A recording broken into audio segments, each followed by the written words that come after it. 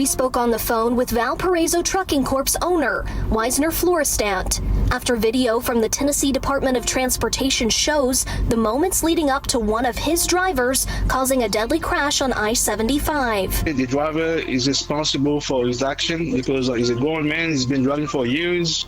Notice the dialect and the accent that this company owner has. And then notice how this guy's placing the blame 100% on the driver and not taking any kind of responsibility at all. And this is what you'll see in these trashy companies that are based out of apartment complexes. An arrest report we obtained says witnesses saw Joseph Antonier driving erratically before the crash. You can still see the skid marks here on I-75 after Sunday's deadly crash, and traffic slowed to a crawl like this is not an uncommon sight for this area as passenger vehicles and semi-trucks are approaching the split. There's still plenty of video to come, but I just want to sit here and tell this lady, Maggie Weaver for Channel 9, that she is doing an amazing job, because half these accidents that we've been covering here in the last couple of months, the local news people are not covering it like she is. This lady right here is doing an amazing job. Shout out to Maggie Weaver. Follow her. I don't know if she has an X account, but follow her on Facebook. She has a lot of information about this. An Amazon spokesperson tells us the driver did not work directly for their company. He was contracted out through the Florida-based company to make deliveries for them. Oh yeah, that's what Amazon's going to do. And as we said, they gave our thoughts and condolences, and this was not our driver. They have this thing called Amazon Relay, and that's what these drivers do. I'm pretty sure that this driver was probably on this Amazon Relay. It gets them out of this, right? And you say, well, what do you do about it? How come you're calling out Amazon? How come all these news channels are doing investigating on Amazon? It's like, we're not saying stop doing business, just change your business practices. That's all that's all we're asking, okay? Most of us like Amazon. We order stuff on Amazon all the time. But doggone, do something about your practices, because you are not having the best, anywhere close to any good drivers hauling your equipment. As a matter of fact, they're just running over people. But we found online records showing Valparaiso has been cited for violations this year, including false logs, unauthorized passengers, speeding, and incorrect license. I asked Florestant about those violations. So you said that there was no history of any of your other drivers having any crashes like this? No, ma'am, never. Never. Okay. I did see that there were a couple of violations, like on CDL endorsements, and maybe one speeding violation. Was that possibly this one driver, or was it another driver with your company? No, they have a speeding violation, but all the drivers, they are owner operated. I mean, they don't drive my truck. I mean, they drive their own truck. They drive their own truck. They don't drive my truck. No, they're running under your authority, stupid. That's what they're doing. And you see how this guy passes about that first statement he said, not in this statement, but the prior one, sitting there saying he's a grown man. Yeah, he's no. If you decide to have your own trucking company and you want to have your own authority and have people driving underneath you, that means you take responsibility over their actions. That's a part of it. That's what you just. I mean, while you're sitting there, and I guarantee you, this person's probably not even living in this apartment complex, but I could be totally wrong. But no, he's sitting there saying, "Oh, they're owner operators. It's all their." No, this falls under you and the driver and Amazon. All three of you are to blame, okay, for this. All right? What are you going to sit there and ask me why? Well, I'll tell you the reason why is because per reports on the ground, per sources, is that this driver was didn't even have his logbook, right? That is something you as a carrier are supposed to monitor.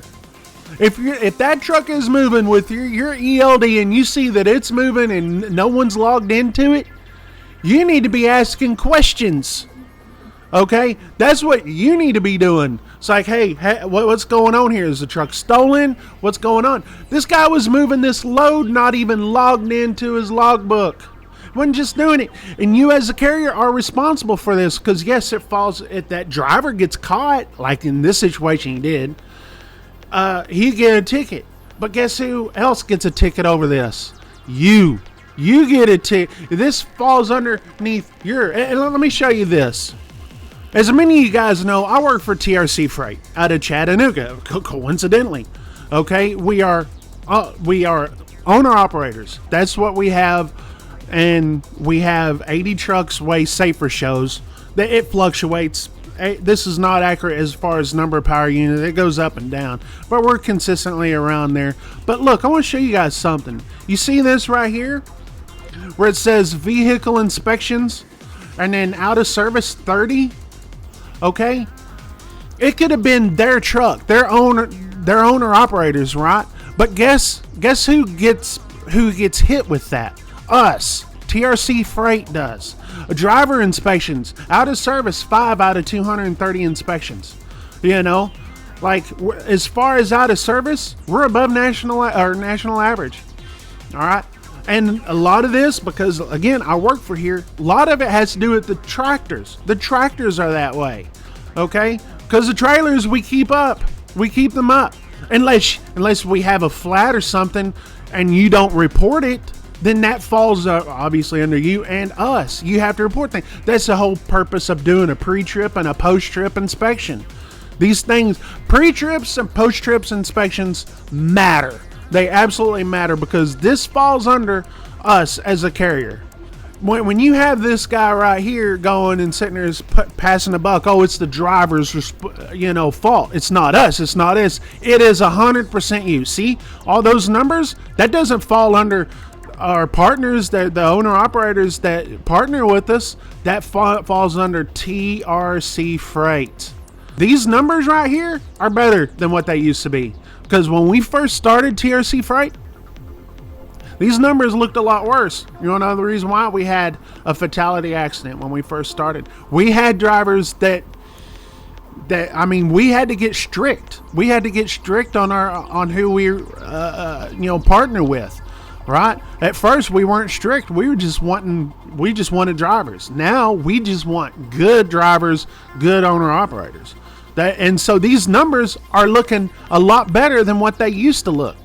Okay, but still it takes time, takes a couple of years for the numbers to fall off. And our company is not that old.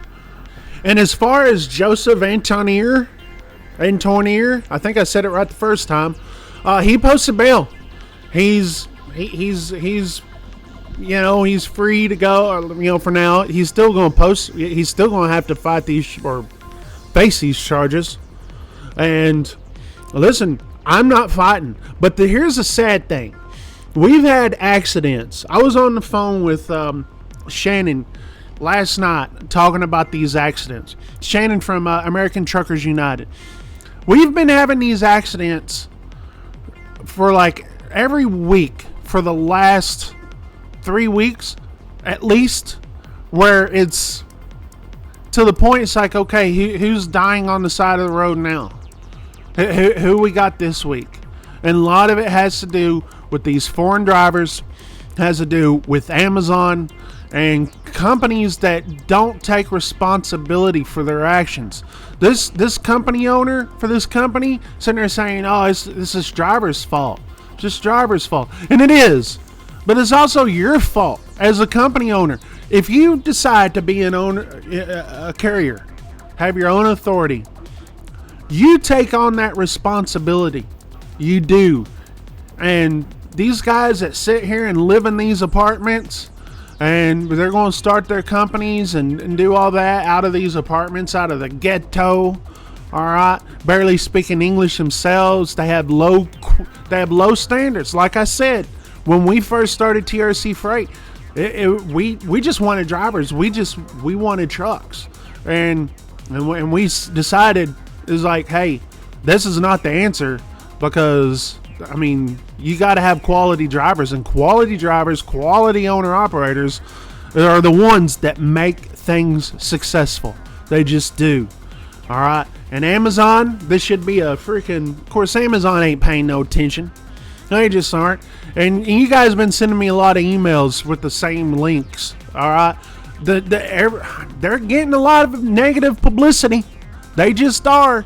And you know what? I say continue to do it until Amazon announces we're making changes on how we operate. Anyways, thanks for watching Bonehead Truckers. If you have any, anything you guys want me to cover, any suggestions or whatnot, or videos and pictures, contact me at contact@boneheadtruckers.com. I see your emails. Sorry I don't reply to all of them, but I do see them. Anyways, Bonehead Truckers, we gone.